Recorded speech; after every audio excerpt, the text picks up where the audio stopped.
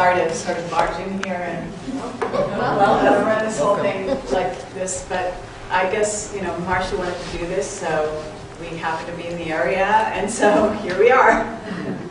Could you explain Project Camelot? Sure, I'll do that. We are a website for whistleblowers from Black projects, and we also interview contactees and experiencers and authors and researchers. This is probably not important, but just because I deal with whistleblowers. Yeah, that's okay. So I'm going to turn that off. You know, I just always have to chat. If you understand whistleblowers, so whistleblowers from Black projects are just like whistleblowers in any sort of mainstream, except that they're much more covert, and a lot of them are breaking national security oaths, etc. And we're famous for doing what is called the guerrilla filmmaking style, just putting a camera in front of somebody. We don't do sound bites. We allow them to talk for like 2 hours at a time. I'm not your usual interviewer, so, because I get a lot of flack. Some people love it and some people hate it. So my apologies to those of you that hate it. But what I do is I tend more to delve into and challenge and, you know, and really go into a subject matter and try to bring out the person in ways that they're maybe not accustomed to doing. Because the whole mission that Project Camelot is about is to get the truth out. And what happens with whistleblowers and a lot of people that are giving testimony of any kind, there's a lot of programming often that takes place. And so I will occasionally interrupt and ask questions that throw them off track because I tend to get the truth when I do that. And so it's an interesting tactic. But in this case, Marshall, I've prepared him. But also he seems to be, you know, more or less used to giving the truth as he knows it. So this won't be so jarring for him, you know, as it is for sometimes some of my interviewees. So that's the overview.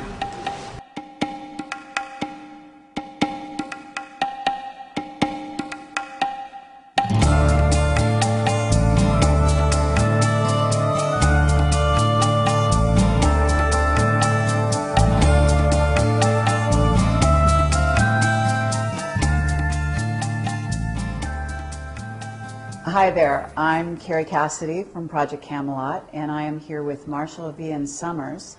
And this is a very impromptu interview done in a live setting because Marshall is up here in Estes Park, Colorado, and I happen to fly into Colorado as well to visit some friends this weekend.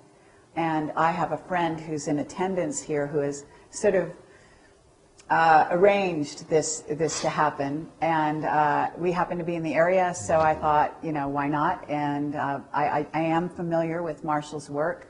I've read Allies of Humanity, I believe the first ebook, maybe even the second, I don't know. I read an ebook. Read an ebook, okay. And so I am familiar with a lot of that, and I approve of that message, let me say, because it does take into account some of the philosophies of Project Camelot in general, and I will allow Marshall to really go in depth on that subject. It's very exciting to be here. It's a beautiful setting here in the Rocky Mountains, and gorgeous day. I'm excited to meet you in person, and I'm very interested to hear what you have to say. And I will try to give you as little trouble as possible, but still make life interesting for the next hour. So, so hello, and please introduce yourself to the camera for the people that are not familiar with your work, if you wouldn't mind. Okay, well, my name is Marshall Vian Summers, and I am presenting what I believe to be an important, what I call greater community awareness and understanding about the people of Earth and our presence in a greater community full of intelligent life, and what our emergence into that greater community will mean for us and can mean for us, both the opportunities and the hazards involved in perhaps the greatest event in human history. And my background really is more as a minister. I left my work as a special ed teacher for the blind about almost 40 years ago, began to teach interguidance, had a personal revelation in 1982 which confronted me with the voice that had been counseling me both in my inner guidance work and as a special educator. And that had a tremendous impact on altering the course of my life. And since then I have been receiving a vast body of teachings and insight commentary called The New Message. It's a new message for humanity. And a big part of that has to do with our encounter with this greater community of intelligent life, because that has a lot to do with why we are all here in the world at this time.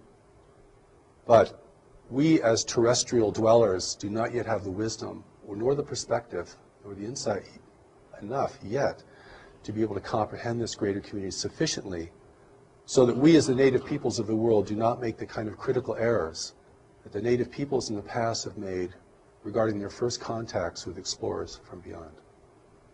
Okay, now just because I'm curious, and I think that the viewer will be as well, you say you had a voice that sort of changed your path come forward, and I assume this is sort of like a contact experience of some kind. Yes. And I'm wondering, could you describe the contact in a little more depth? Certain race of beings, et cetera, and is this an ongoing contact? Do you feel that you're communicating with your higher self, or do you feel that you are actually communicating with a group of beings that are a specific race of beings, for example? Okay. I consider the voice of the voice, the primary voice, to be an angelic voice. And it was this angelic voice that began to speak to me in my work with blind children. Because anyone who works with the handicapped has to be able to develop certain kinds of intuitive skills. You can't go by the book if you're really going to teach young people how to be independent livers, or live independently. And so this voice grew in scope and power for me to such a point that it began to give me curricula to teach. And I taught that curriculum, and I also studied it. I also made myself the first student of my work always. And this built up to such a point that I had an epiphany of my own, because certainly that voice isn't here simply to make you feel comfortable or to make you happy, but to ask you to do something significant and to engage you in serving the world beyond what you had considered to be possible or even preferable before. So this voice experience has grown into a major aspect of my life and certainly the source of my work. And it was this voice that asked me to receive the Allies of Humanity briefings from a group of observers, off-planet observers, who were witnessing the extraterrestrial intervention in our world and wanted to provide us wisdom about that intervention to equip us and forearm us and forewarn us of what that could mean for us. We have a real disadvantage in encountering this greater community, and so the Allies of Humanity briefings are here to impart greater community knowledge and wisdom to us so that we may have this contact experience from a position of power and authority and responsibility. But the angelic voice is the voice of the new message. It's the voice that has presented all of my writings, all of my recordings, and now is beginning to reach people in other countries and around the world. So it has been quite an inexplicable journey. So whenever anyone asks me about my life and how did you come into this, I'm always bewildered at how I'm going to answer such a thing.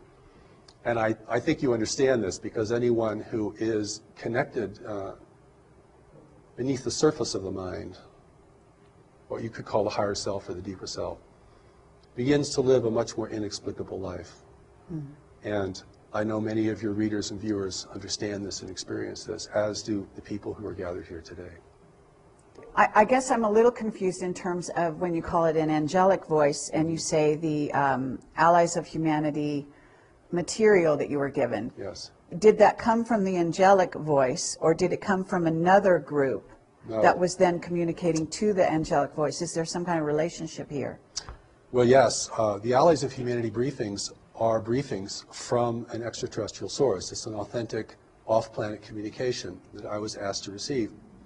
And I should mention that when I was asked to receive this, I was very resistant to it. I just did not want to get involved in this arena called the extraterrestrial presence in the world. But before, in 1996, I was preparing Greater Community Spirituality, which is a very core book to the New Message teachings. And of course, it deals a great deal with the greater community, understanding God at the level of the greater community, understanding our association, our individual association with the universe full of intelligent life, what wisdom means there, the things that we do not yet understand in order to function there responsibly and effectively. And it was this voice that asked me to receive an off-planet source called the Allies of Humanity. And I finally relented because after a while, I mean, freedom is no choice in that sense. And that began the briefings, the transmission of the briefings. The first set of briefings happened in 2 stages over the course of 1 year. And the second set of briefings all happened within about just a few days. And the third set of briefings, which has not yet been published, most of it was received in 1 day. And then last February, I received the final chapter to it.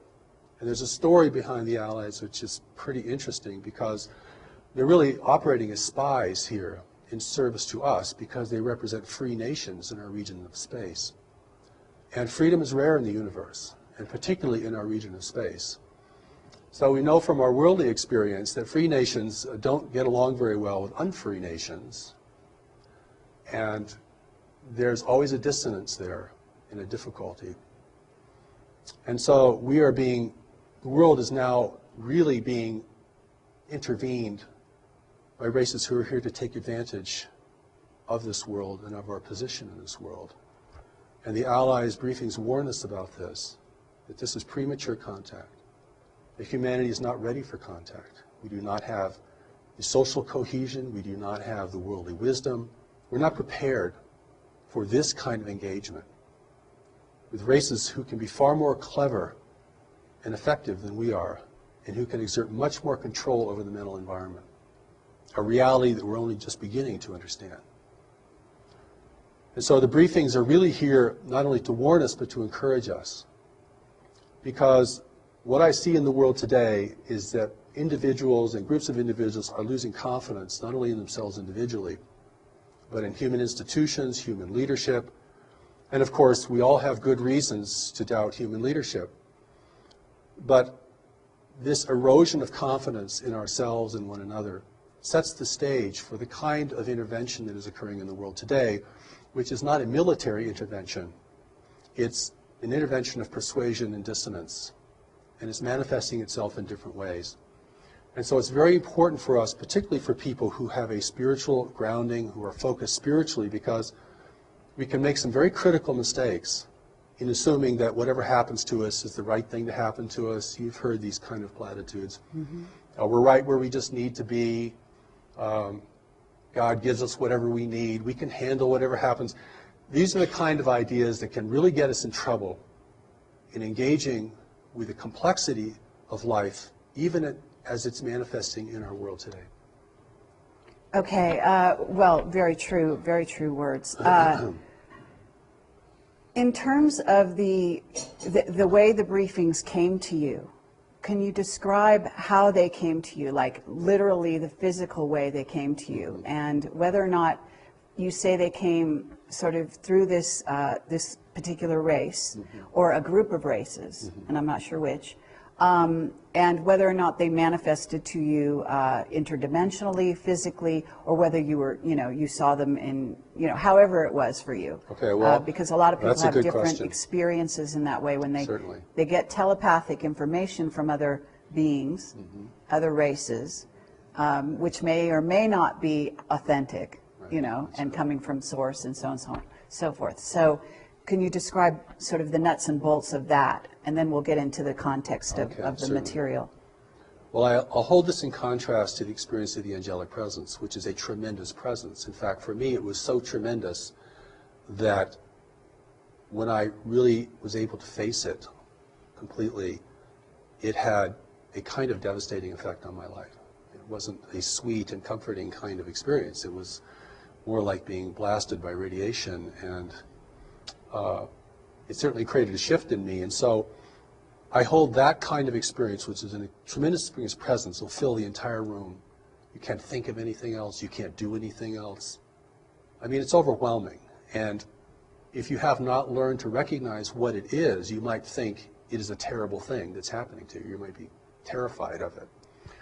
So I've had a long runway in preparing to receive this kind of presence and to receive this communication.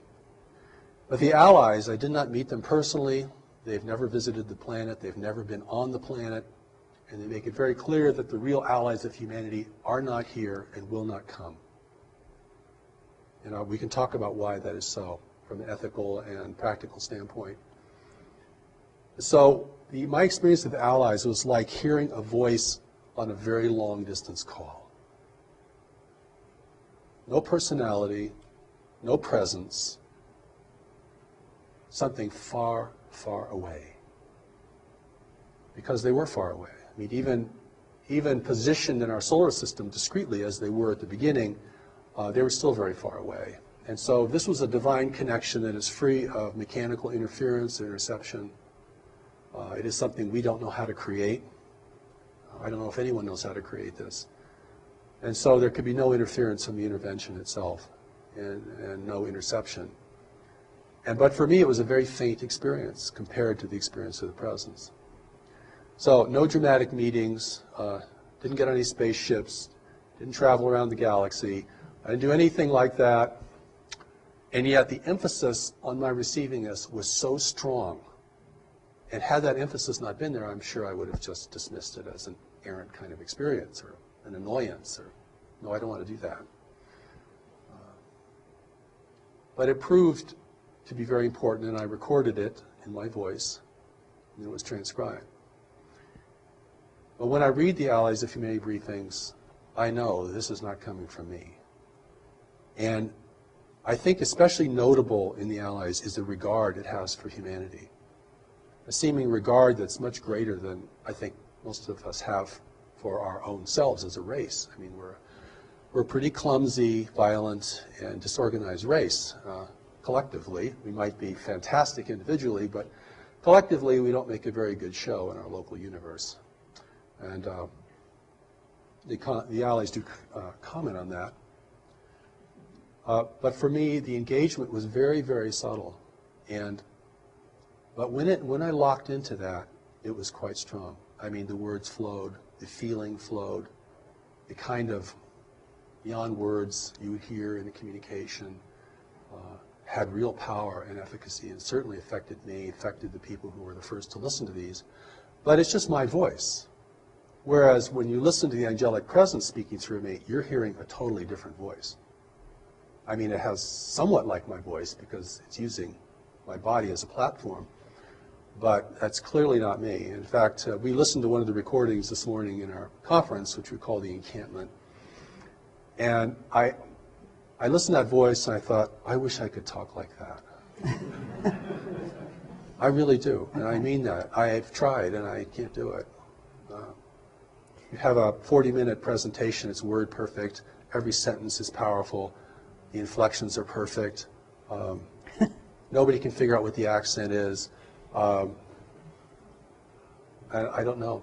All I can say is I yield to that experience and to provide it to others, see if it is valuable for them. So I have a couple different directions I want to go, and I know we have limited time here, so I'm going to try to do it easily and quickly. But so in terms of, first of all, you heard it as it was a distant telephone call. So is it in your head a voice, and then you are sort of taking dictation, writing it down, or speaking it out? No, I hear it as a voice, and then that voice locks onto my voice, and then I can speak it and record it. Okay. It's way too fast for me to write. I've never been able to write these things down in the speed which they're given. Okay, but you're hearing, it's like a sort of clear audience. Faint little voice. Faint little voice. In fact, before I received the first set of briefings, I was kept up almost an entire weekend because I didn't really want to accept it, by this little voice saying, would you please receive us? Receive us. Receive us. And this was like a ringing in your ear. It was so continual. It's like a repeating message. And but once I locked into the voice, I could speak it. And my inexplicable training has enabled me to do that. Okay. And once you started speaking what you were hearing, and you're saying, on the one hand, you did this with the angelic presence in a certain sense, then physically, I am assuming it was completely different. Completely different. The contrast couldn't be greater. Okay. No presence, no sense of anyone nearby. You're hearing something very, very distant. It's Nothing visual? No, it's like it's coming through a tube. Like someone speaking through a long tube. Okay. And that's one of the ways that I knew there was something very different, and that's why at the beginning I was resistant, because I just didn't want to I don't want to deal with voices I don't know, and particularly if they claim to be off-planet and physical and things like that. But what they reveal, I think, is pretty remarkable and very clear and very shocking, and not only shocking in terms of what we don't know, but shocking in terms of what we have to might reconsider that we think we already know about the extraterrestrial presence and what it means for our world. I'd love to go down some of these paths very deeply, but at this moment, let's talk about what it is they are talking about. What are some of the main premises that they brought forward for the people that don't know? And I know that some people, certainly in the audience, are going to be very familiar with this. But if you could delineate out some of that information, Certainly. maybe quickly and concisely, and then we can go deeper into sort of the nature of some of the things you have more recently gotten. That's good. First, they want us to know that there are free races actually out in the universe. And that the universe is governed by nature, and no one has been able to overcome nature. Now, this is very important because we think technology has no end, and that it can replace all the constraints of nature. And they make it very clear that the more advanced a race is technologically, the greater its need for resources. The more it has to be engaged in complex arenas of trade, the more it has to be uniform and undemocratic, and the more it's actually vulnerable to having access to what it needs from the greater community. And we live in a highly populated part of the universe where there's not a lot of frontier, where there are very strict rules of trade, a great deal of control over territory. It's not the Wild West out there, free for our taking. And war has been suppressed in this region of space. Conquest is suppressed. So if you want to gain influence over another world, you have to do it through other means. And the other means have been cultivated to a very high degree. We're talking about persuasion and deception. Okay. And here we are, the native peoples of the world, thinking that we're in the center of the universe, that if anyone would come to visit us, they would come to help us, most naturally, because we are so important to the cosmos. And, we, of course, want higher technology because we want power. And we have problems here we can't seem to deal with, global problems, resource depletion, climate change, political corruption, a growing dissonance between nations over who have access to the remaining resources of the world, just one example. And so we feel very needy of help. See what I'm saying? And so the Allies' briefings make it very clear that those who are in the world today will present themselves as agents of change and beneficial change for humanity. The world cannot be militarily overtaken because it would destroy its value. None of the races visiting our world can live here because of the biological hazard. So they need human assistance. They need us to use the planet the way they want it used. And they'll even use all of our infrastructure. And the reason that this is new and not ancient is because only in the latter part of the 20th century have we created an infrastructure that foreign races can utilize. The native peoples couldn't do anything for them. Okay, well, what about the times of Atlantis? The world's been visited throughout its history There have been attempts to colonize the planet. They've all failed because of the biological hazard. And biological hazard is a very big deal in the greater community, and we can certainly talk about that if we have any time. Mm-hmm. And I think the Allies' intention is to warn us that there are different races of beings here, but they're all part of an intervention. And there are competing groups here in the world. And they're multiracial. So we may see them in different forms, and they can certainly project forms. I don't mean that mysteriously, I mean that technologically. I mean, they can project images holographically into our environment. And they will use our aspirations, our greed, our corruption, our uncertainty, and our insecurity to build their importance. And certainly, even at this point, they have enough human representatives and apologists in the world that will promote their importance and the idea that humanity cannot make it on its own, that our leaders are incorrigible, that our institutions are too flawed to be redeemed, and that we must have their health and their brilliance and even their spiritual enlightenment in order to redeem ourselves and to take care of our world in the way that we might aspire to. Excuse me.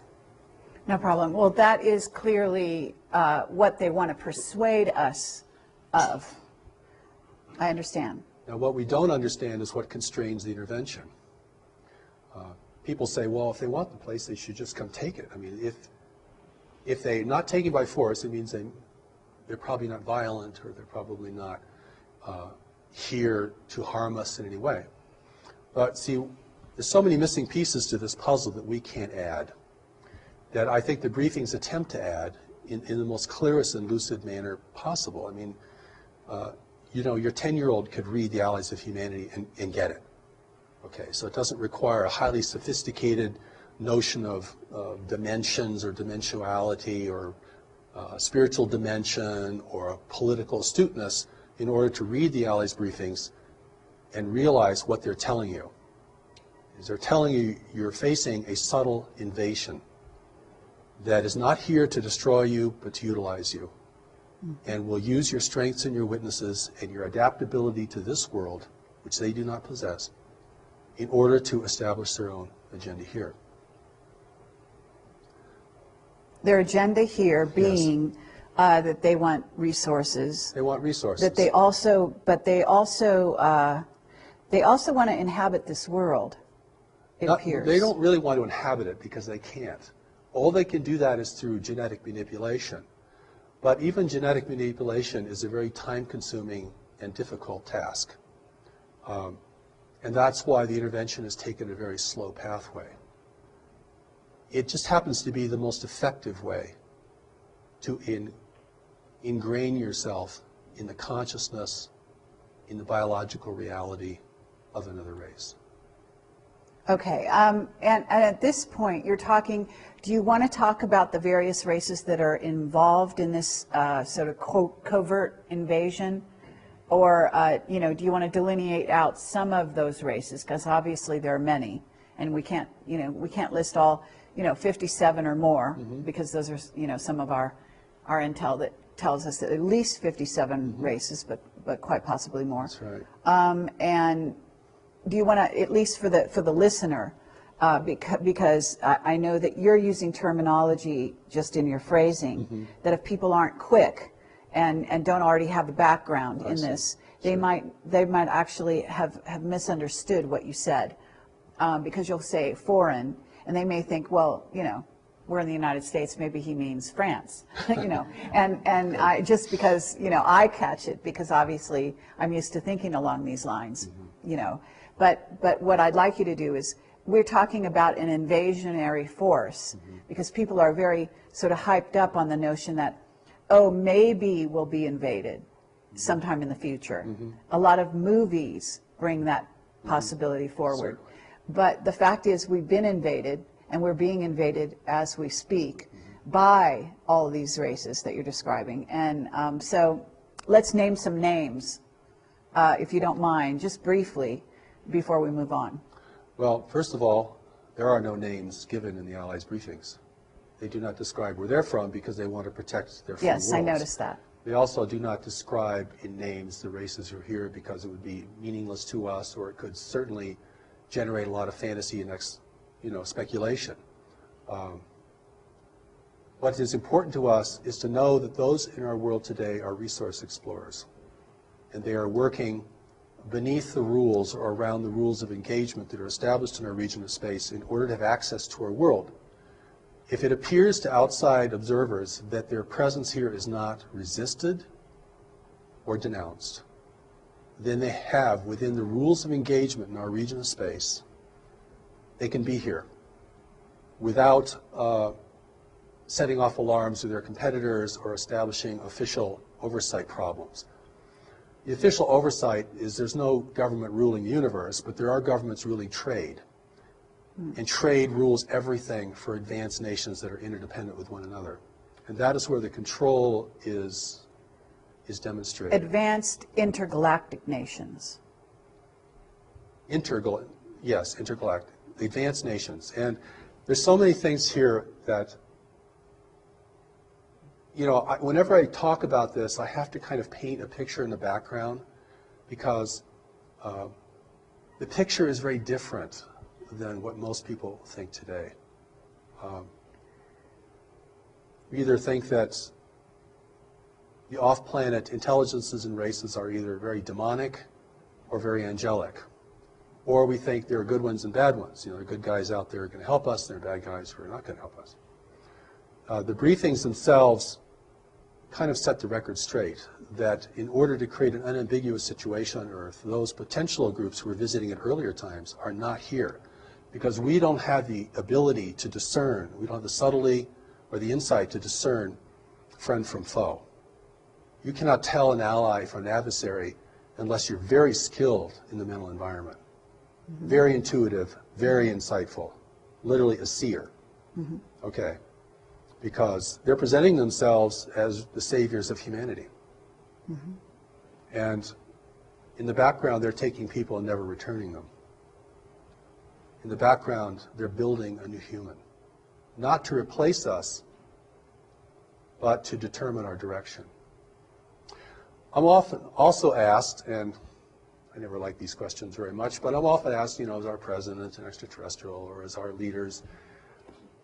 I think the thing to understand here, because I've had an opportunity both through the Allies briefings and through the greater community teachings of the new message, which go way, way beyond the Allies themselves, is that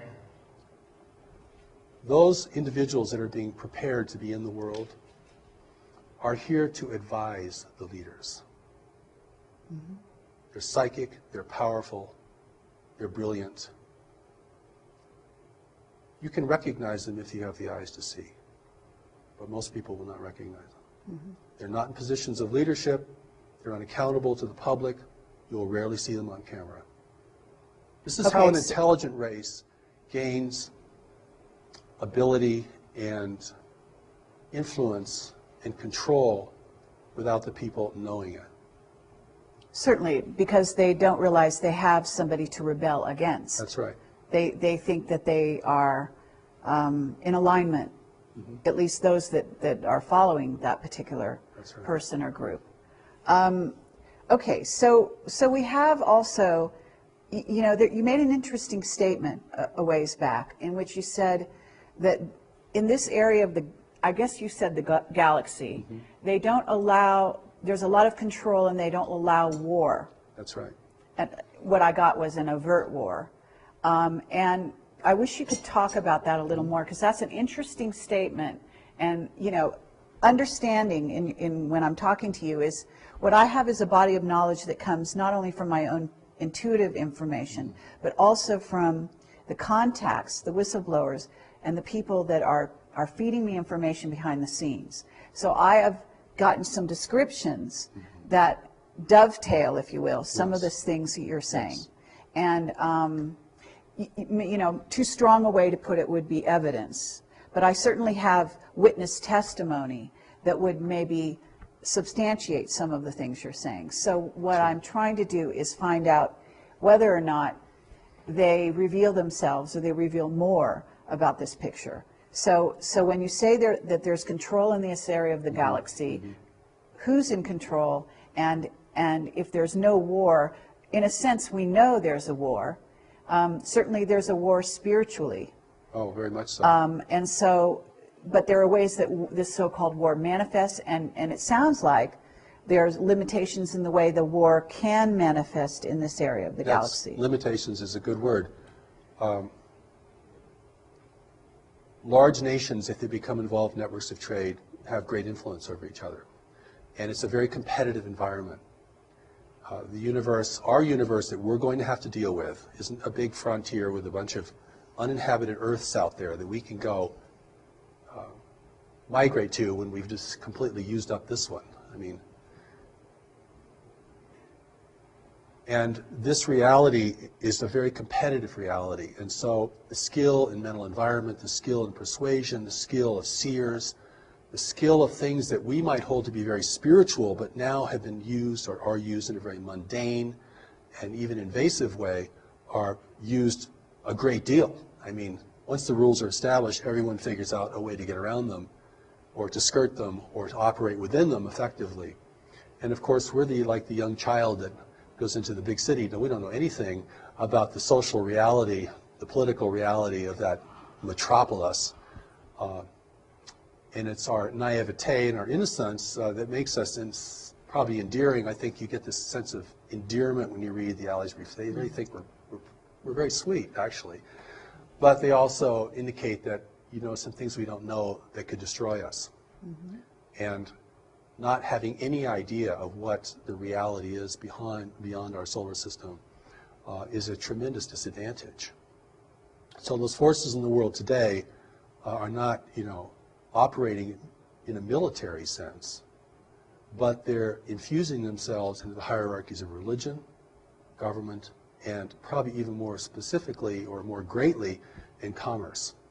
Okay, but we do have war on this planet, Mm-hmm. and That's it right. is orchestrated, even from behind the scenes, by these so-called persuasive contacts or entities or races, as you call them.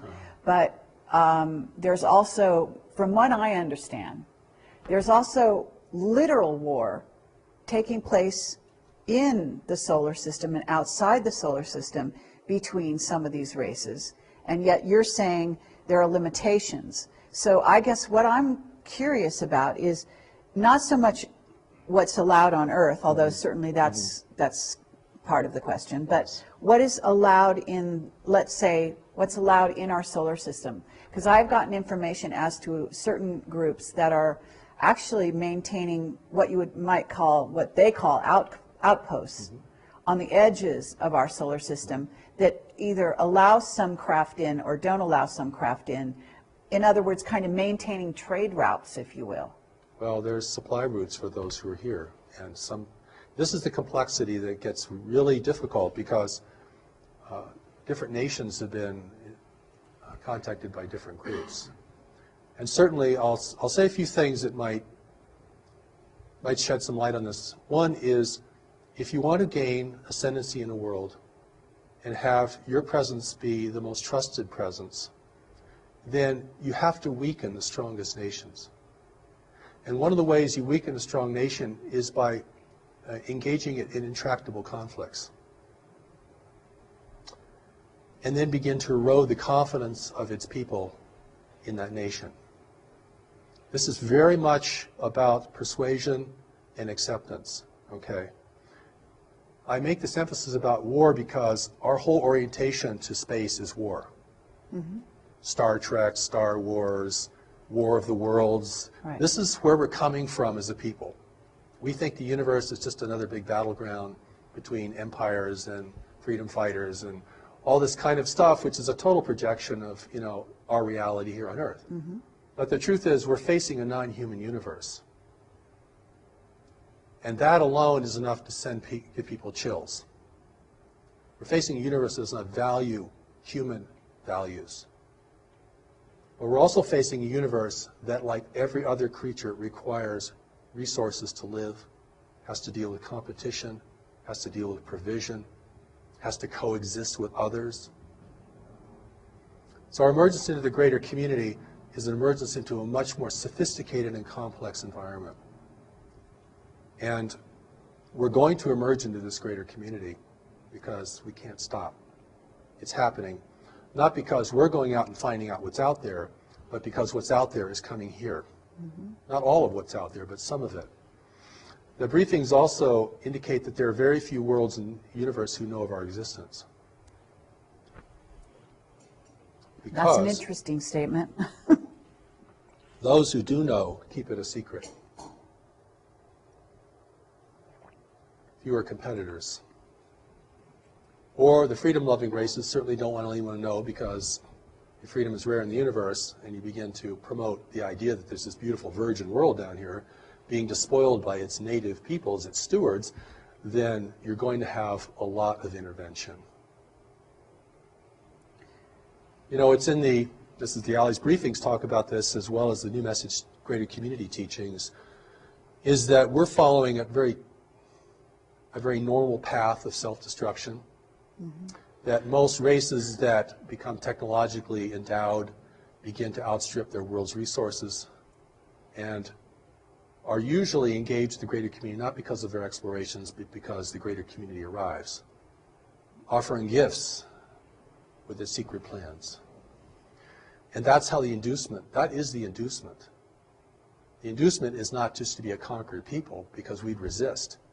And if we resist, they couldn't function here, and they destroy the value of this world. But if we can submit, and if our desires and our ambitions can be enticed, then that's the best weapon there is to make the enemy drop their weapons and join you according to the engagement that you present. Okay, so on a certain level, what you're talking about, because as above, so below. So there's a certain level at which I can use certain phrases like being co-opted.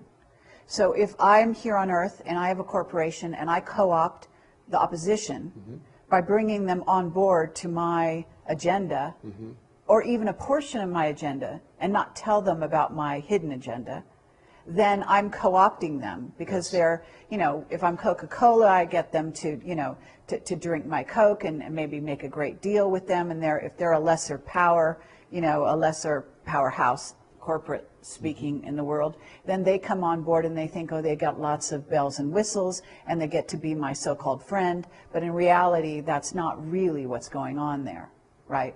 That's right. I'm Coca-Cola and I'm going into Africa and giving them Coke, free Coke, even whatever. I give a lot of things away, right, initially. Sure. And then they become my friends, and then they let me in and they let me buy land, they let me build corporations, build, you know, and then pretty soon I'm employing them, but pretty soon I'm also ruling them because I'm employing them. That's right. And so on and so forth. So by the same token, if we go off planet, a similar thing is going on. We bring in, they bring in the bells and whistles, which are free energy, you know, technology to go off planet. The idea of terraforming other planets is very appealing to a race that is despoiling their own planet, right? Certainly.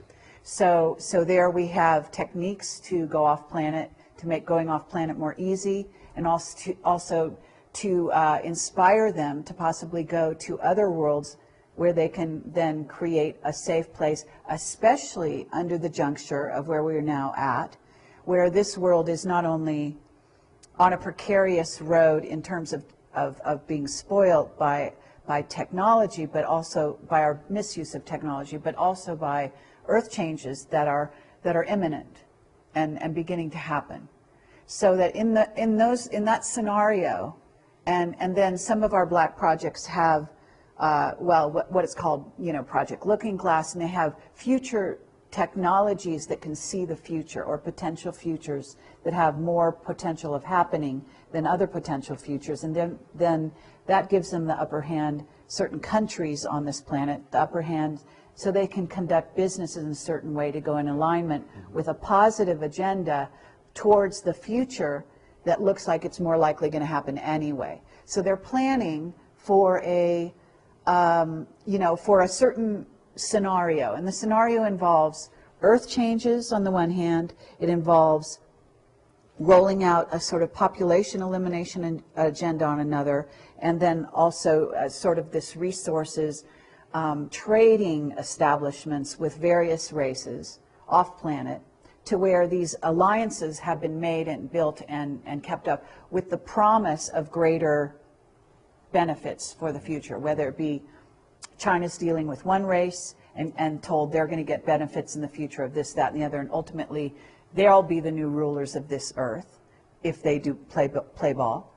And then you get the United States, who's had alliances with various other groups for a while, who has been told the same thing. And then you pit the two countries against each other so that they're always in a little bit diminished state or state of sort of semi-hysteria, or at least their militaries are, and so on and so forth. So it's easy to causing dissension in a playground between two bullies. If you get the bullies fighting with each other, they're not going to really be watching what you're doing anyway, and you're over here sort of taking their gold and telling them, you know, it's a good thing for you because you're going to back them in the future and all that kind of thing, right? I think you begin to get the gist. This is very, it's a Sorry very, for very that. well, no, but it's very well said. And we're, you know, even today, even in the world with, even without an extraterrestrial presence here, I mean, we're starting to learn about the power of influence. You know, this is not, in most places in the world, this is not gunboat diplomacy anymore. This is about dependence. A nation becomes dependent upon what you purchase from them or provide them, then without changing their flag or their language, you begin to determine the course of their destiny. Mm-hmm. You don't really want to occupy them because that is way too expensive and difficult. You don't want them to resist you because that's way too difficult.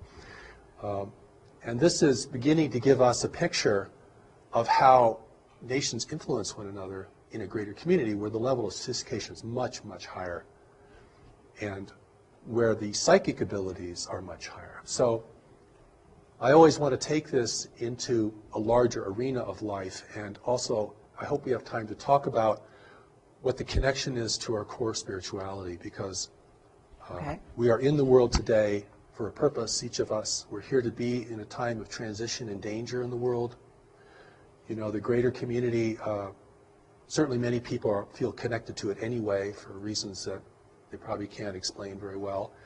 And it's certainly going to be part of our collective and individual destiny. The fact that it's still, you know, barred from the social discourse doesn't diminish the fact that it's centrally important to our future and to what kind of world we're going to have. But it's very muddy water. And even the truth has been so sullied. I gave a presentation in Denver about 10 years ago to a group there, and a young man came out and he said to me afterwards, he said, you know, there hasn't been anything clean about the extraterrestrial presence for 25 years. And so, you know, we have to look now at what our relationship with this greater community is, our relationship with this intervention. I mean, not the whole universe is intervening here. I mean, we're just part of a larger environment, and we've come of age. Mm-hmm. We've reached puberty technologically, okay? We're now subject to greater interests, and we're also destroying the planet, the wealth of the planet, the wealth that others would value. It's biological wealth. When I say resources, I'm not talking about, you know, coal seams. I'm not talking about the kinds of things that we think are really important. I'm talking about biological elements in a universe of barren worlds. I'm talking about blood, talking about plasma, talking about cellulose. I'm talking about the building blocks of life. This is precious stuff. The recent Allies briefings say, you have no idea how important a tree is. So it's really important for us to begin to get a more greater community perspective, if that's possible, than simply projecting all of our values out onto space, which will never really inform us of what we're dealing with. And that's what I think the Allies briefings, the greater community teachings of the new message, give us an opportunity to step out of this and to see the universe in a more prosaic manner, not a multi-dimensional, not in a way that, you know, is extremely subtle, but in a way that's manifest, because we have to deal with the manifest reality before we can deal with the subtle reality. You know, if we're running out of money, or if we've got a tumor in our side, right? Or if we've just lost our house, that's a lot more important than our meditation practice for that day. And so it's the manifest reality we have to begin to get a handle on. And that's not as complex, I don't feel as complex, or as mystical, because this is level confusion. Level confusion is a real problem here, because there are different levels, and the levels present different kinds of things to us. But if we miss the fundamental level, that we're the native peoples of the world, encountering resource explorers that we know nothing about, whose intentions are never revealed, whose activities are surreptitious, whose impact upon people is generally destructive and manipulative, then we have to deal with it at that level primarily if we're going to be a free race in the future. If we can't deal with it at that level, if we get lost in the dimensionality of this whole phenomenon, which is big, we're going to sell the world away or give it away. And we're going to do that. It won't be taken from us. Okay. And that's the difference. You see, this is where human responsibility or ability to respond becomes critical. And in the New Message teachings, one of the important things about greater community spirituality, spirituality of the universe, is this reality of knowledge. Because, and I'm going to use this word in a different way. I'm not talking about information or book learning or, you know, what we learned in high school or university. I'm going to talk about knowledge as a deeper mind. We can call it higher self, Christ self, Buddha self, whatever. This mind operates beneath the surface of our worldly mind, our intellect, which is pretty much totally conditioned. I mean, you're never going to totally recondition your personal mind. I mean, it is thinking how culture thinks. It is thinking according to our biological and social realities. It can think better, and it can be valuable, but it is very, very ingrained. Excuse me. Knowledge is really important here because it's the only part of us that cannot be manipulated. Okay. And I want to take knowledge out of the religious realm, if I can, or the high spiritual realm, because there's so many things associated with it, and bring it down into a kind of a consciousness baseline. This is the well of what you know and can know, and your ability to know. This is the part of you that's still connected to God. Not the part of you that's living a soul journeying through manifest reality. This is the part of you that didn't leave, that isn't journeying through manifest reality, or it's going with you, but it's not on that journey. This is the only part of us that cannot be manipulated by any worldly, extraterrestrial, interdimensional, anything. This is important because this is the source of our strength and our integrity and our ability to see. If that does not become the emphasis of an evolving humanity, then we will be seduced in mass. And we'll be seduced in a way we never thought we'd be seduced. And how we'll be seduced is being offered what we want, which is the most deceptive form of seduction there is. Beauty, wealth, and power is part of that, certainly. And we're very primed for it. I mean, as the world becomes more disorderly, as resource depletion continues, as nations become more fractious with one another, and we're entirely able to make our own war, by the way. You don't need any help from beyond to do that. We're very good at that. We've been doing that for a long time, and nobody has to teach us anything about that.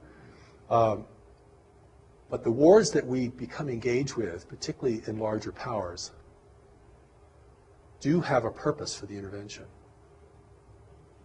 If the only nations that could really rally the world are weakened sufficiently through intractable conflicts, and if the two or three strongest nations in the world are repitched in opposition to each other, or that's fortified, there will never be a consensus here.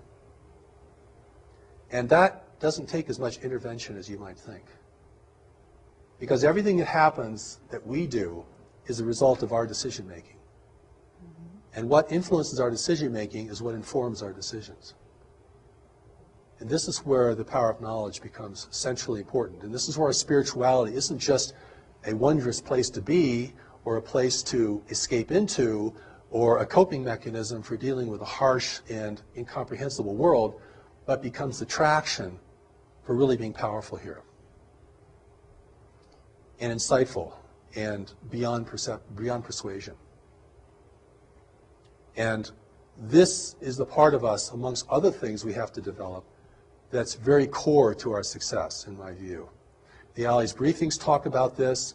The power of knowledge is the greatest power in the universe, and the intervention's not using it, or they wouldn't be here. At that level, you can see this clearly. This is not a mystery. I've gone to conferences that said, this is not a mystery. And everyone's like, what? Because keeping it a mystery is part of the deception. We're going to keep this so inexplicable, and we'll never get it, and it's magnificent. It keeps the adventure going. Like, this is an adventure in consciousness. Study these things. That's one line of thought. So when I've gone to speak to groups of people and presented the Allies briefings in as gentle and compassionate way I can, I mean, the resistance is tremendous, because it's like I'm taking people's parade away from them. I'm taking their lollipop away from them. I'm depriving them of this really exciting thing that's going on and turning it into just another damn thing we have to deal with in life. And Okay, at that moment I'm going to stop you so we can change tapes. I'd like to talk a little about God, because God is a part of this. And we are spiritual beings with a spiritual origin and spiritual destiny. And I think our spirituality is actually one of the core strengths of humanity in a universe of highly technological and secular worlds, which predominate in our region of space. We do not need to look for other races to spiritually enlighten us. We actually have the materials to do that ourselves, and have actually done fairly well in keeping the mystery alive here, where it's died in many, many other places. When I talk about God, I'm not talking about our various belief system in ultimate power. And of course, whenever the word God is mentioned, people run into all their dissonance about religion and moral issues about religion and organized religion and so forth, except to say that the thing that is going to enable humanity to enter into this greater community as a free and self-determined race is going to have a lot to do with our spirituality. And I don't mean our spiritual belief or the subtleties of our spirituality. I'm talking about the part of us that is connected to it firmly and immutably. Because if that's the only part of us that cannot be manipulated by any worldly or otherworldly force, then that represents the source of our wisdom, our strength, and our unity with each other. Because in facing the intervention in the greater community, we are certainly facing an adversity that we're unaccustomed to and do not really know how to discern very well. And I don't think anyone in government really knows how to discern it either. I don't think there's a secret group that's got all the cards on the table. And they're being influenced as well. So it comes down to what people see and know and their responsibility within themselves and to others, because this is what enables the native race to rally and to begin to question, at least question at the outset, the meaning and the value of this. If we're hungry for technology from beyond the world, which is part of the inducement, it's liquor for the natives, for sure. If we want others to come and rescue us, that will be accommodated. If we want an overseer in the world that's non-human, that will be provided. But it's really, we have to grow up and become responsible. We're going to enter this greater community. You can't have a nation full of run by tribal conflict and warring nations. And so in adversity here is the opportunity. The opportunity is the intervention and the breakdown of environmental stability in the world are the two things that can prompt humanity to unite in its own defense. It has to be that powerful to overcome our attitudes, our beliefs, our history between nations, the contention between religions, all the things that fracture us and are fracturing us further and further and further, most of which we're doing on our own. The intervention can step back and just let us degrade ourselves down. They'll help us do that in certain ways. But I mean, we're doing a pretty good job, even if we didn't get any assistance. The opportunity here is really that humanity has to unite to be in the greater community. There are three requirements for freedom in the universe: self-sufficiency, unity, and discretion. Now, we're clearly losing our self-sufficiency at an alarming rate. And we're spending tomorrow's inheritance like there was no inheritance. We're selling our children out, frankly. We're going to use up everything as fast as possible, always thinking that the well will never go dry. And the world is going to reshape itself to assist us in that as we degrade the planet and change its natural balances, which have enabled the rise of human civilization. Those balances, if they become imbalances, can reverse that process. We have to become united, not that we're all clones of each other or we all live under one flag, but the cooperation is, united we survive the greater community, divided we fail to it, we fall to it, eventually. And the third is discretion. We're broadcasting out into space our wars, our foolishness, our comedies, our tragedies, everything. Discrete observer may never understand our nature, but they can certainly understand our tendencies and behavior. That will have to stop. Free nations do not broadcast, except to each other in ways that are very safely encoded. The price of freedom in the universe is unity, self-sufficiency, and discretion. If we require other nations to provide our core resources here, human freedom will be lost. I don't care what your political persuasion is, what country you come from, what your religious belief is, what inner voices you listen to. That's the name of the game. Okay. That's very interesting. I'm not sure, the last one, discretion, I would say discernment, but in a certain sense, I think you're using it as a more active verb. Yeah, that's right. I would include discernment in that, but certainly Right. discernment has to lead to discretion. Right. Yes. So it's sort of the outside, the last point of station before action or as part of action. But so what you're saying though is very interesting in the sense that, and I don't want to make light of it, but the Ronald Reagan saying of, at some point that if we had a common enemy, that would in theory unite us. Mm-hmm. Now, I'm not sure that he meant it in quite the same way you do. Yes. And Right. and I think that people listening to this who are skeptics and who may be less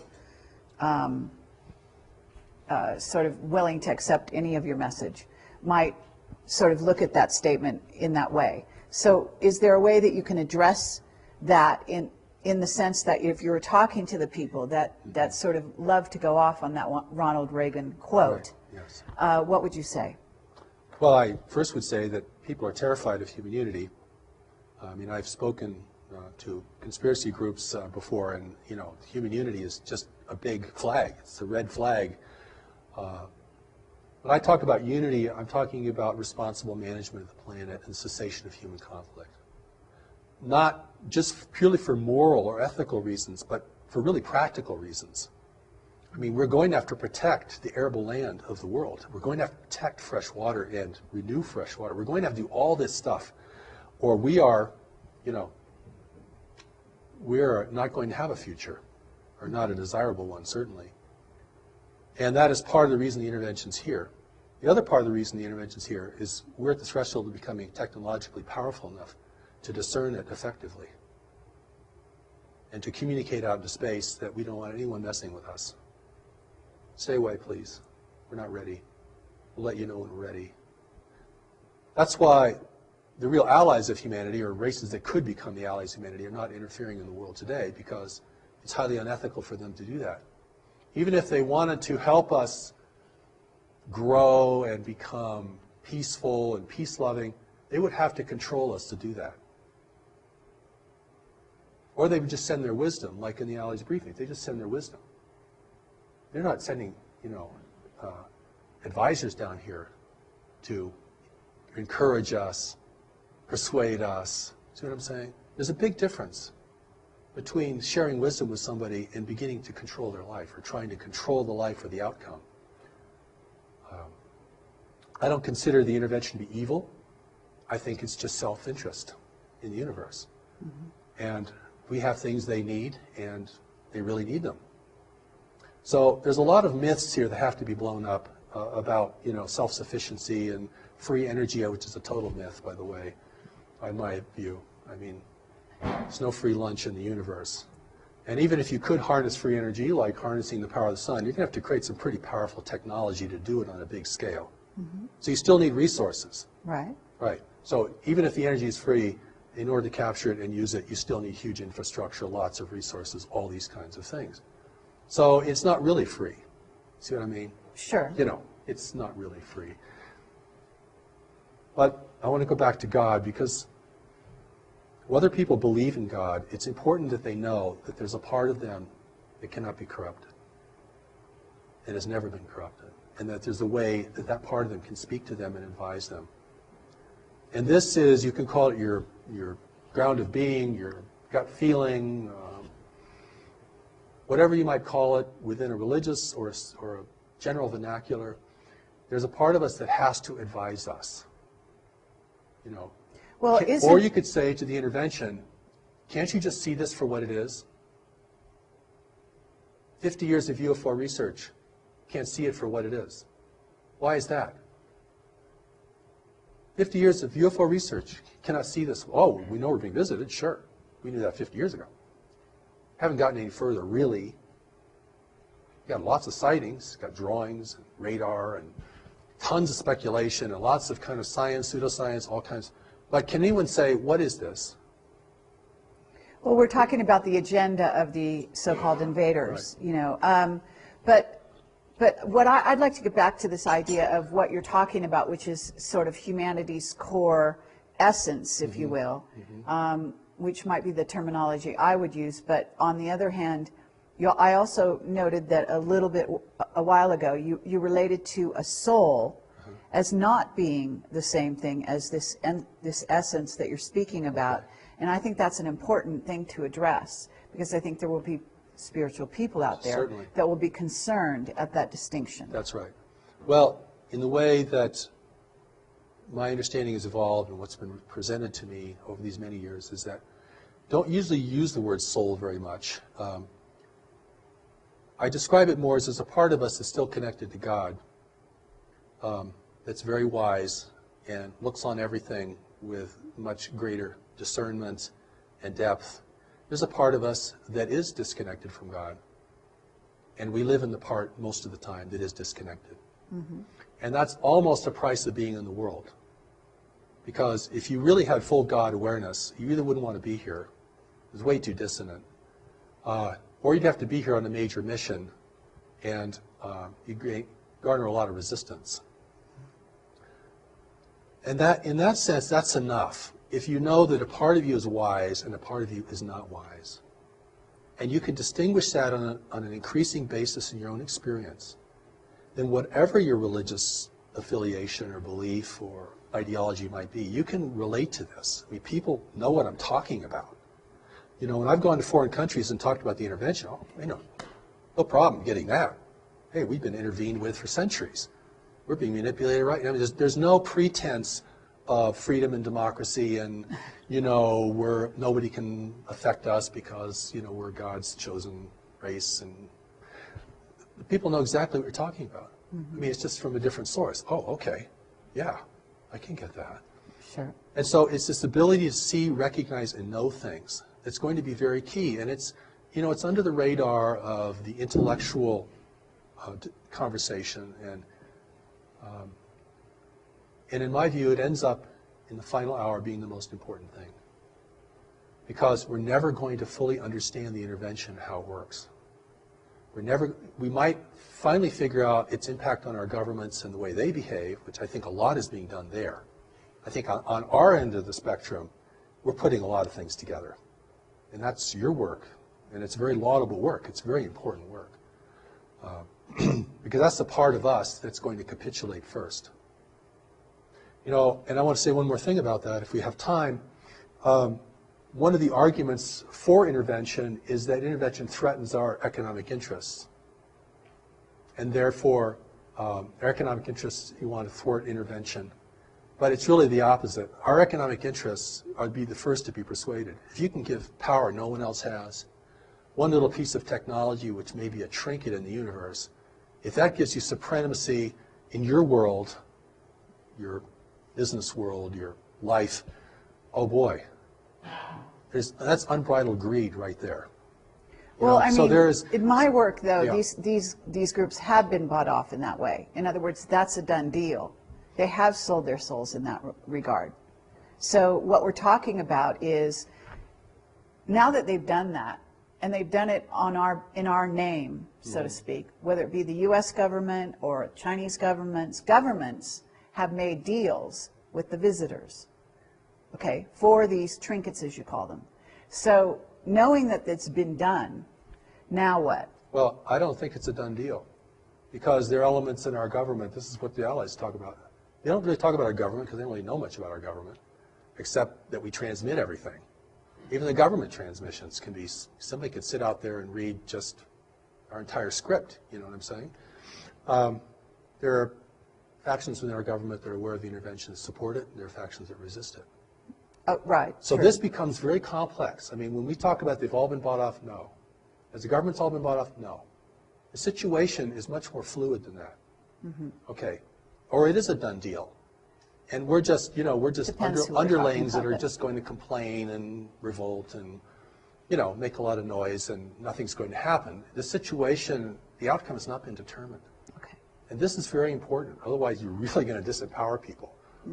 And it's a very complex situation because we're talking about influence permeating lots of parts of our life, and in ways that we are beginning to understand. The other part of this equation is the intervention itself. What guides it, what restrains it, what it can and cannot do, how it has to behave here because it's being watched by other nations. And so if it appears, like I said before, if it appears that we are at least tolerating its presence, if it appears that we're accepting and benefiting its presence, then it looks like we are granting them permission to do whatever they want to do here. If that's the appearance, again, this is the Okay, problem. but there's a lot of that going on. So Yes. whether we can say, we could give percentages and so on and so forth.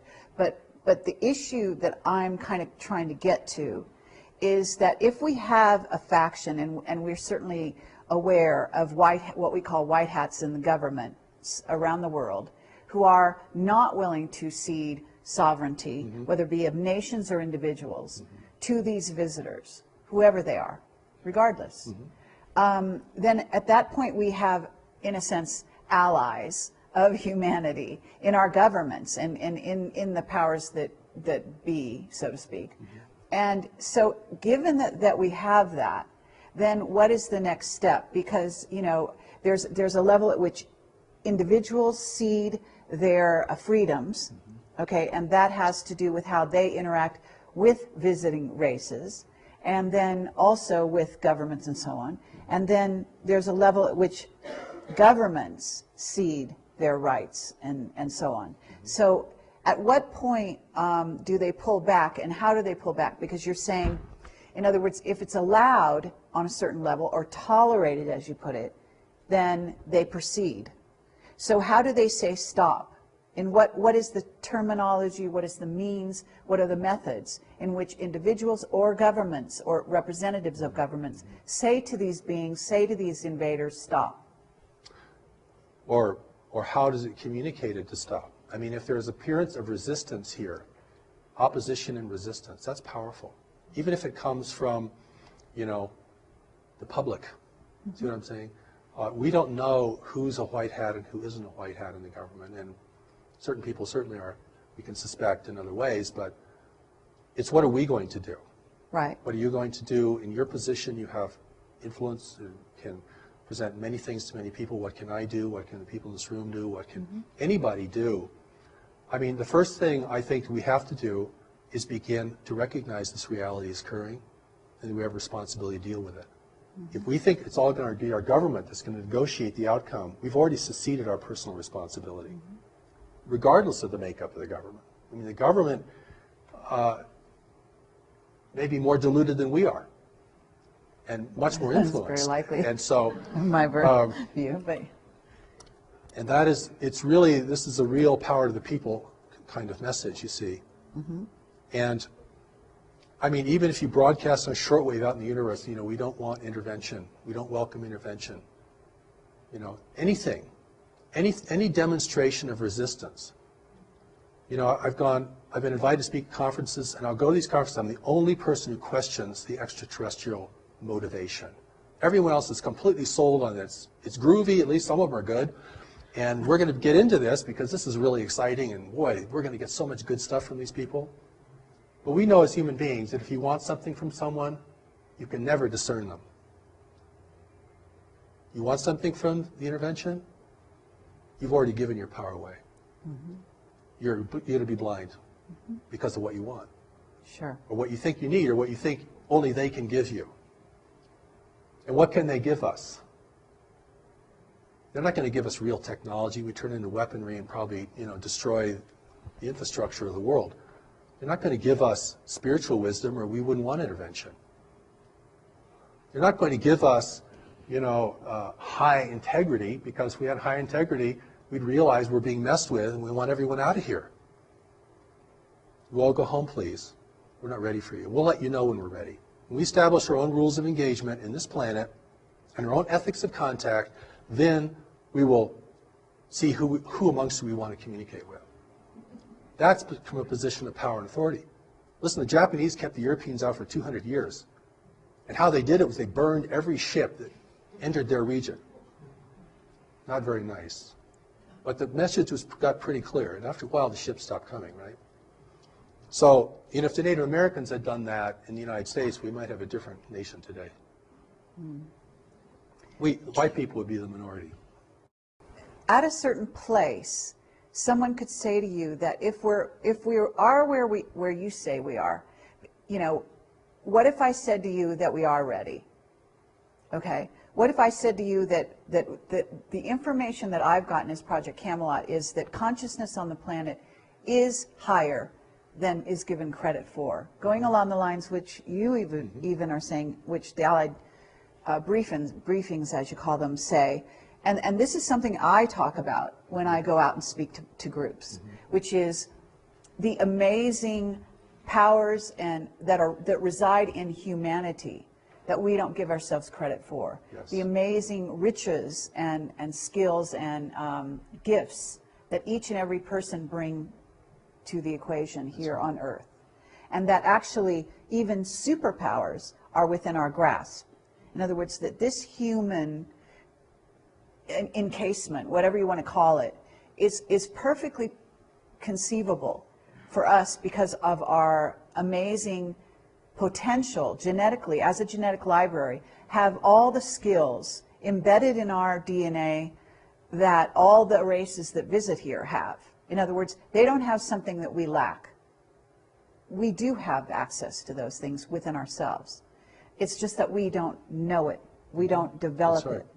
it. But at this moment, I also think we are on the verge of, if you want to call it, you know, I would not say, as Jack Nicholson says, you know, you can't handle the truth.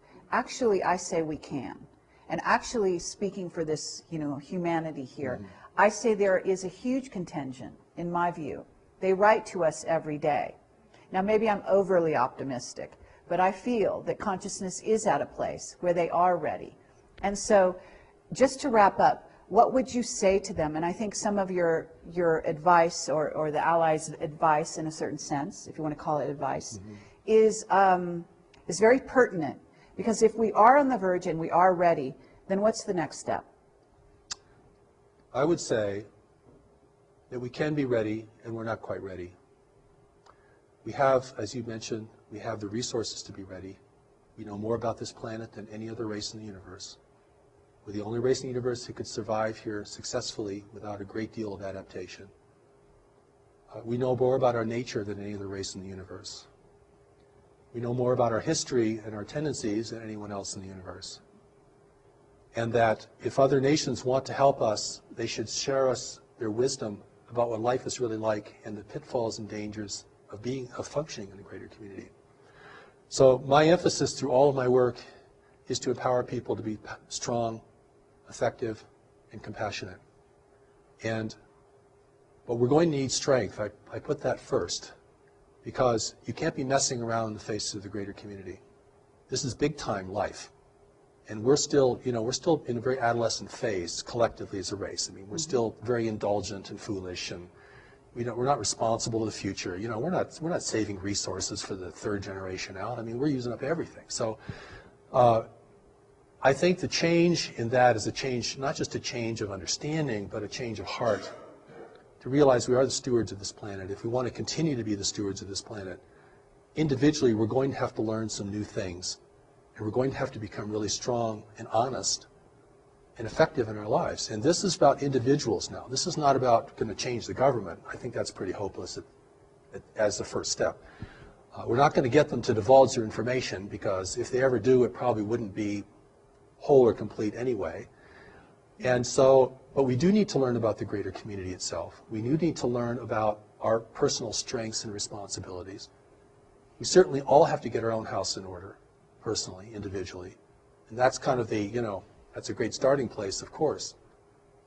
But, humanity can never give up. And the intervention is either here to win us over or discourage us from resisting. Mm-hmm. That's the power of persuasion. And I look around, I see, many people are on a downward spiral. They're losing heart, they're losing faith, they don't know how to handle their life. They're getting very discouraged by what they see in the world around them. Their own sense of inadequacy can overtake them. So, you have to build the person up. If you want to take them into a battle of who's going to control this world in the future. And this is a battle at another level, all right? Mm-hmm. This is like warfare at another level. Okay, we're not going to be clubbing each other over the head. But we are going to be determining, what has power and meaning in the world. And that's why, in my work, we present the Steps to Knowledge. It's available online. You can go read the Allies of Humanity at alliesofhumanity.org. Go to newmessage.org and study Steps to Knowledge. Putting tremendous things available so we can reach people not only in the Western nations, but all around the world.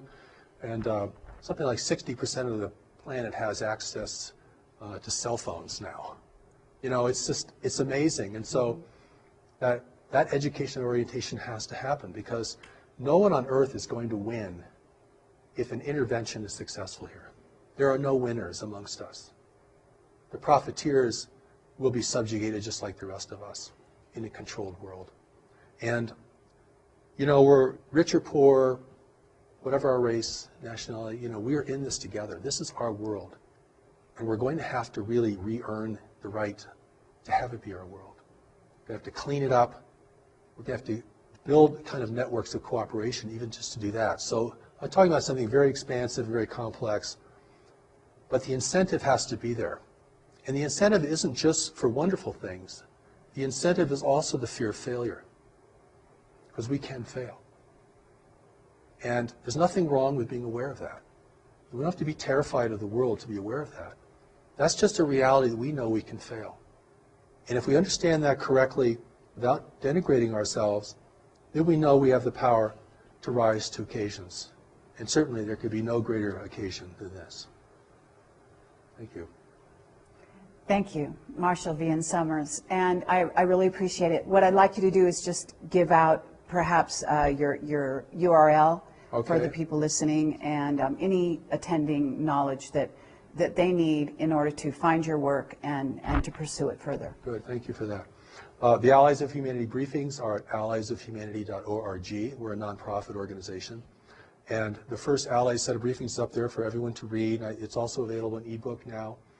And the second Allies briefing is in print. The third Allies briefing we hope to publish next year. One of the seminal works on the greater community for us is called Life in the Universe, which we plan to publish next year through New Knowledge Library. And we'll send out announcements and so forth. Our main website is newmessage.org, and there you can see much of the New Message teaching is available online, both in audio, the original voice of Revelation, what people can hear. That's the voice that spoke to me, that was recorded, and you can hear that. As well as, we made a tremendous amount of things available to people, as well as elements for study and application, greater community education, all these kinds of things. We really want people to have access to this, and we welcome your participation. There is the Declaration of Human Sovereignty, which is a document modeled after the Declaration of Independence. It's kind of a statement indicating to the universe our will as the people of Earth, our rights. We establish our rights. We establish the fact that we are being interfered with, and we do not hold that to be appropriate, and the kind of engagement we would like to have with other nations who are interested in us. And that's a very powerful document, and I think, there's already minds working on this. This is, we may think we're alone, we have a small group, or maybe we're all alone as an individual, and we're trying to put all this together, but there is a groundswell around this, and there is a greater community awareness that's growing. And that awareness really has to be wise and efficacious, and that's why I invite people to explore these materials. And thank you again. Okay, well, thank you very much. Now, I'm going to ask you one question that's going to open a whole can of worms, but I'm going to do it anyway right at the end, sort of a addendum, because I realize that if I don't ask you, people are going to say, oh my God, you didn't deal with the subject. So, Earth changes, and you have a video out that's fairly recent that I saw. I'm not sure if I saw the whole thing. I saw part of it. And you're addressing some of the imminent Earth changes that are going to be happening, and specifically you were addressing even this fall. And so this is a timely interview. Yes. We're dealing with some possibly imminent Earth changes as I speak. Today is September 11th, 2011. Sort of an auspicious day, perhaps, by some people's estimation. There's potentially Elenin, there's potentially Nibiru and or the brown dwarf incoming to our solar system. Not sure where you stand on those topics, but basically, what can you say briefly with honoring the fact that you do have it, have some issues with the length we've been going and so on. Just briefly, could you address what you think might be imminent and why? Well, I'll deal with the prosaic first, and the things that we can all touch upon is the fact that food, water, and energy are declining resources in the world, and will be increasingly so. And those things, which seemed the most ordinary kinds of things, may in the end prove the most difficult for us. Certainly, earthquake activity is increasing. Volcanic activity seems to be increasing, from my understanding. And but I think the thing that's going to create tension between nations and in communities and within our own personal lives is going to be really the fundamentals. And the fact that when you look out on these beautiful mountains here, and I don't know if your camera can take any of that in, you're going to look at a dying forest. That's a dying forest out there, beginning to die. That's because the planetary climate has changed only 1 degree Fahrenheit. That is enough to unleash forces that I'm not sure anyone could foresee. Maybe if people did foresee that in the western United States alone, we've lost 40 million acres of trees from a very slight variation in our climate alone. That and the availability of water, clean water, the growing aridity of the world, particularly in highly populated areas such as Africa, the Sahel, the Middle East, Southeast Asia is having a critical water problem. These are earth changes that these are big things. This is a 4-alarm fire, actually. The other background things of increasing volcanic or seismic activity is going to have its impact as well. And I know there are other people who feel there are celestial forces that are increasing the frequency or the pitch of this, and I do not want to comment on that. I don't feel I really know enough about that to comment on that respectfully. But clearly, the pitch of the world, the intensity of things is escalating. And even if you come to a beautiful place like in the Rocky Mountains here, you can feel that escalation. I mean, young people are committing suicide and capitulating into drugs like never before. I mean, this isn't just uplifting people. This is also wearing us down. The pitch, the intensity, not just of more activity, but the actual intensity of the mental environment. And it's really something. And to keep your head in all this, you have to become very strong, very grounded in knowledge, and very appreciative of the greater powers who are here to assist us beyond the visual range. And I think that, we have to accept that we're entering into a new world. We crossed some invisible boundary that said, oh, now we're in a new world, and this isn't going to be like the world of our parents or our grandparents. I mean, we're entering a world of environmental shift, and we've dealt with that, on a national or tribal level in big ways through history, but not on a global level. And that is going to change the landscape so dramatically. It could change our whole idea of religion, could change certainly our governments and their functionality. It will be a great incentive to war, even without foreign persuasion, as a growing number of people attempt to drink from a slowly shrinking well. And the only way that you can prevent chaos and decline is by a growing sense of unity and compassion and the awareness that we're in this lifeboat together, this lifeboat called Earth. Thank you. Thank you.